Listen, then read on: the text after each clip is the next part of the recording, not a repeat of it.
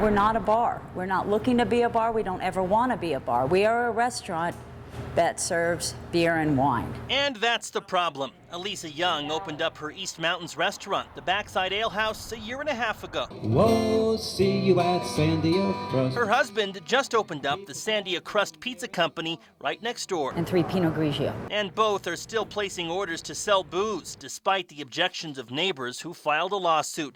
The Young say beer and wine help attract customers, and without the alcohol, they doubt the 2 restaurants would survive. People do like to come in and either have a pizza and a beer, or they would like to have a burger and a beer. Customers have a lot to choose from, too. A wide range of beer is on tap, and a long list of wines take up much of the menu.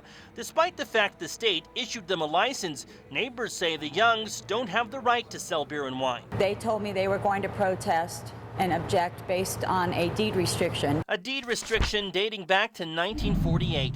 That's when the owners of the land where the restaurants currently sit drew up a list of restrictions that stick with the land to this day.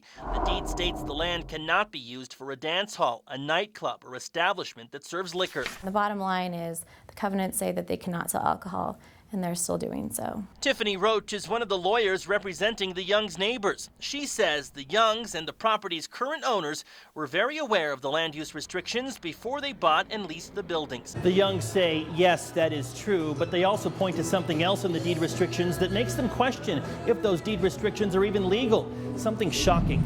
The deed restrictions also state the land cannot be owned or used by any person or persons of African or Oriental descent.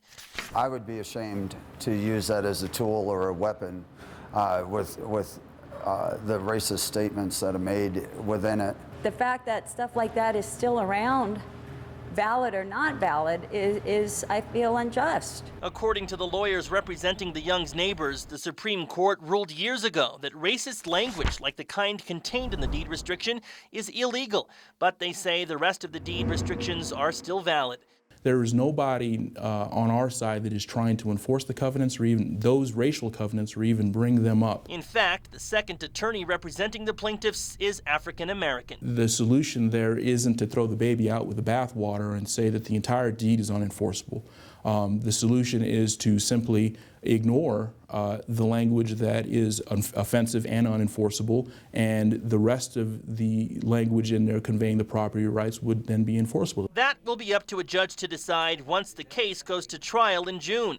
In the meantime, the neighbors' lawyers have requested a temporary restraining order from the court. We're asking the judge to order that they stop serving alcohol until it can be decided at trial. A hearing on the restraining order has not been set yet. The Youngs say they will not stop serving beer and wine in the meantime unless a judge makes them. They insist doing so would force them to shut down. I would have to. I don't see any other options for locations that I could move to. My fate and the fate of all of our employees is in the hands of a judge. The East Mountains is growing. It is not 1946 anymore. It is 2011. Tim Maestas, KRQE News 13.